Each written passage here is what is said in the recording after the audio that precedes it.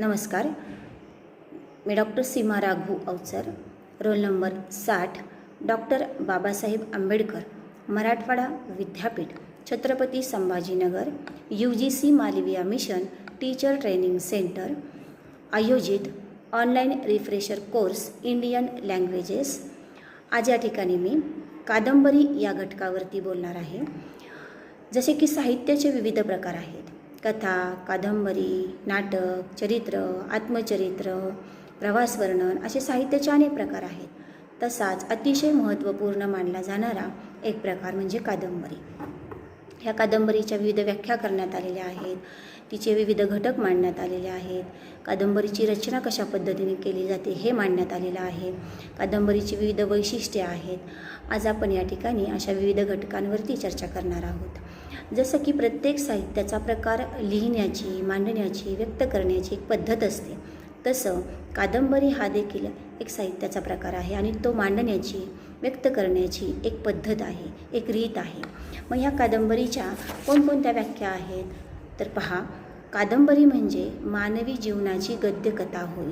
जसं की मानवाच्या जीवनामध्ये अनेक प्रसंग, अनेक घटना, अनेक अनुभव व्यक्तीला येत असतात आणि तेच अनुभव, त्याच प्रसंगातून, त्याच घटनांमधून त्या लेखकाला काहीतरी विषय मिळत असतो आणि म्हणून म्हटलं जातं कादंबरी म्हणजे मानवी जीवनाची एक गद्यकथा होय. कादंबरी म्हणजे जीवनाचे विस्तृत व काल्पनिक किंवा वास्तववादी कलात्मक रूप. की कादंबरीमध्ये की जीवनामध्ये जे जे अनुभव आलेले आहेत, जे वास्तवात घडलेलं आहे ते सुद्धा मांडलं जातं. कधीकधी काल्पनिक गोष्टीसुद्धा मांडल्या जातात आणि याचं कलात्मक रूप जिथं व्यक्त होतं त्याला कादंबरी असं म्हटलं जातं. कादंबरी म्हणजे ज्यात सर्व काही मावेल, सर्व काही सामावेल अशी गारुड्याची थैली असं देखील म्हटलं जातं. मानवी जीवनातील व्यक्ती व त्यांच्या कृतींचे कथानकातून दर्शन घडविणारी, भरपूर विस्तार असलेली काल्पनिक गद्यगोष्ट किंवा कथा म्हणजे कादंबरी होय. अशा विविध व्याख्या कादंबरीच्या करण्यात आलेल्या आहेत. जसं कादंबरीच्या व्याख्या करण्यात आलेल्या आहेत, तसेच कादंबरीचे विविध घटक देखील मांडण्यात आलेले आहेत. कथाबीज, कथानक, व्यक्तिचित्रण, वातावरण, निवेदन, घटना अशा अनेक घटक हे कादंबरीचे आहेत आणि प्रत्येक घटकाला तितकंच महत्त्व आहे. पहिला घटक आहे कथाबीज. तर पहा, कथाबीज, कथानक, व्यक्तिरेखा, घटना, निवेदन, वातावरण अशा अनेक घटकांनी मिळून कादंबरीची संरचना उभी राहत असते. आणि जो कथाबीज आहे हा कथाबीज कादंबरीचा एक मूल घटक आहे. एक प्रकारे तो कादंबरीचा गाभाच म्हणून ओळखला जातो, ज्याच्यामधून लेखकाला कादंबरी लिहिण्याचे सुचते आणि त्यास कथाबीज असं म्हटलं जातं. कथाबीज लहानसं असतं. कधीकधी ते एखाद्या घटनेमध्ये, एखाद्या व्यक्तीमध्ये किंवा एखाद्याच्या विचारात सुद्धा असू शकतं. असं हे कथाबीज जे आहे ते अतिशय महत्त्वाचं आहे. दुसरा जो कादंबरीचा घटक आहे तो आहे कथानक. कथानक हा कादंबरीचा महत्त्वाचा घटक मानला जातो आणि कथानकाशिवाय कादंबरीला आकारबंध प्राप्त होत नाही. जसं की आपण एखादा निबंध लिहित असताना निबंधाची सुरुवात, मध्य, शेवट ह्या गोष्टींना जसं आपण महत्त्व देतो आणि ते आकर्षक कसं करता येईल, नाविन्यपूर्ण कसं करता येईल ह्याचा विचार करतो, तसं कादंबरीमध्ये सुद्धा कथानक लिहित असताना प्रारंभ, मध्य, शेवट ह्या गोष्टींना खूप महत्त्वाचं स्थान आहे. की कादंबरीची सुरुवात आकर्षक असावी, मध्यसुद्धा आकर्षक असावा, शेवटसुद्धा तशाच पद्धतीने असावा. ह्या 3 अवस्थेमधून कथानकाचा विकास होत असतो आणि हा जो कथानकाचा विकास आहे तो करण्याची जबाबदारी कादंबरीकारावरती असते, कादंबरी लिहिणाऱ्यावरती असते. तिसरा जो घटक आहे कादंबरीचा तो म्हणजेच व्यक्तिचित्रण.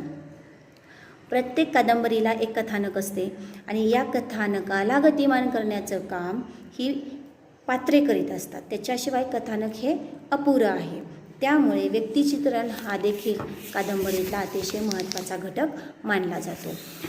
जसं की अनेक लोकांचे, विविध माणसांचे वेगवेगळे स्वभाव धर्म असतात, वेगवेगळ्या आवडीनिवडी असतात, वेगळ्या सवयी असतात आणि हे सगळ्याचं चित्रण कादंबरीमधून आपल्याला पाहायला मिळतं. त्याचबरोबर पुढचा घटक आहे कादंबरीचा, तो म्हणजे घटना. कादंबरीत सर्वात लहान घटक म्हणजे घटना होय.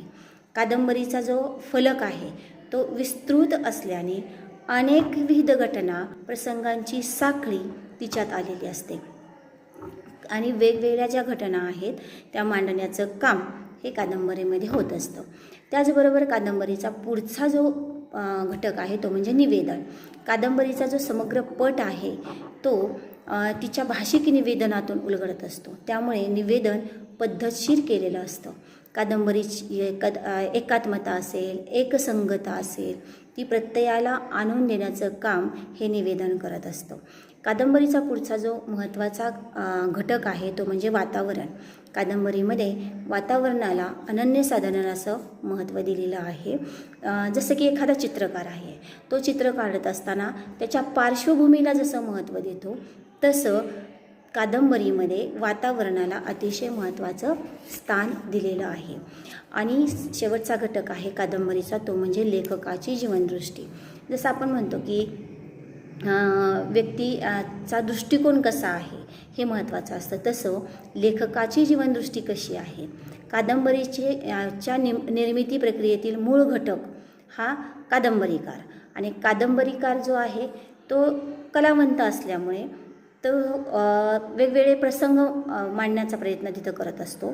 आणि अशा पद्धतीनं त्याचा दृष्टिकोन कसा आहे, बघण्याचा दृष्टिकोन त्याचा कसा आहे, कल कसा आहे, ह्याच्यातून एक साहित्याचा प्रकार, एक निर्मिती होत असते, ती म्हणजे ह्या कादंबरीची. त्याच्यामुळे कादंबरीच्या घटकांना अतिशय महत्त्वाचं स्थान देण्यात आलेलं आहे. पहा, आपण आत्ता पाहिलेले कादंबरीचे सर्व घटक अतिशय महत्त्वाचे आहेत. तसंच कादंबरीची अनेक वैशिष्ट्येसुद्धा मांडण्यात आलेली आहेत. कादंबरीच्या वैशिष्ट्यांमध्ये